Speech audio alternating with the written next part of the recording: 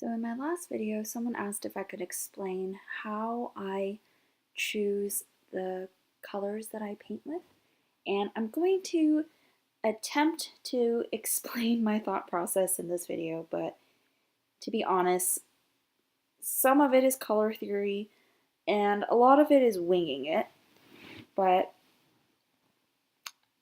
yeah, I'll try my best. So beginning artists tend to only worry about hue, but as you get better at painting, hopefully you'll notice the roles of saturation and value, and I'm going to try to show you how I do that in my in this portrait that I'm going to paint. So after my sketch, the first color choice that I'm making is just establishing some midtones, and in this case I'm matching the photo, but you can really choose whatever colors you want to start off here, but it's easier to start with middle colors that you can make darker or lighter than to start with light colors or two colors that are too light or too dark. After I establish the base colors, I like to change the setting on my initial sketch layer to color burn. Because I like to have a more colorful style and because my initial sketch layers are usually brownish or grayish, this simple change introduces new colors to the drawing that I will later color pick and use when I'm shading in shadows. Another tip is to create a new layer, fill that layer with black completely, and then change the layer setting to saturation.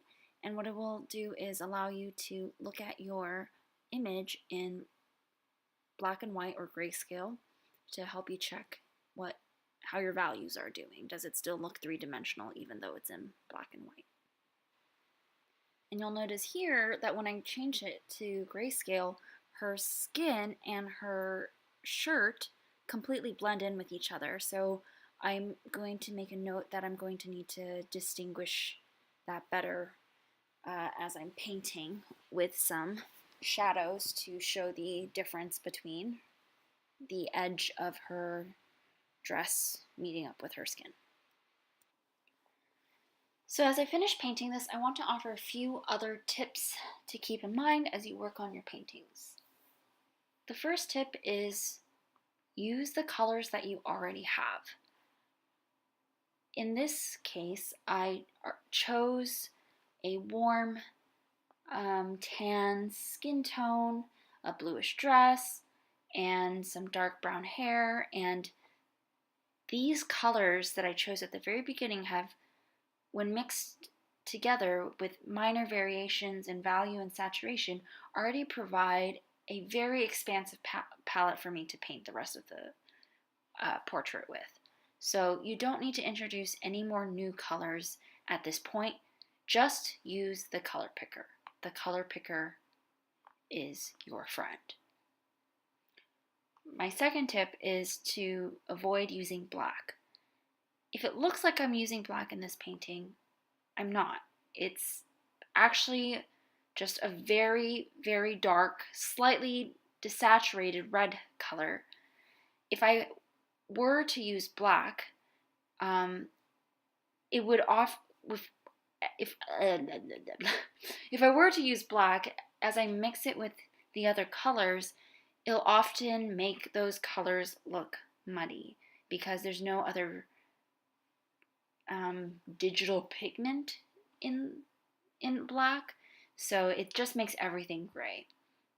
Whereas if I'm blending with the really, really dark red color that I'm using, it will still provide some interest to the painting. And finally, my last tip is use less saturated colors for shadows and more saturated colors for the highlights. Since saturation usually affects how close or far away something looks to the viewer, I tend to choose desaturated colors in the shadows to help them recede. For example, in this case, I used the blue hue from her dress to paint some of the shadows on her skin. And at first the blue hue was not dark enough, so I color picked the blue hue, and then I went and went into the color selector and I made it a little bit darker, and then I used a brush on a very low opacity to paint in those shadows, which I don't know if look a little bit bluish to you, but they give variation to her skin tone, which makes it more realistic. Okay, so I am just about done finishing this painting. It's a bit messy, but I just wanted to demonstrate my general process. And this was a lot harder for me to explain than I thought it was going to be, given all the pauses and ums that I said. But I hope it was somewhat helpful to you.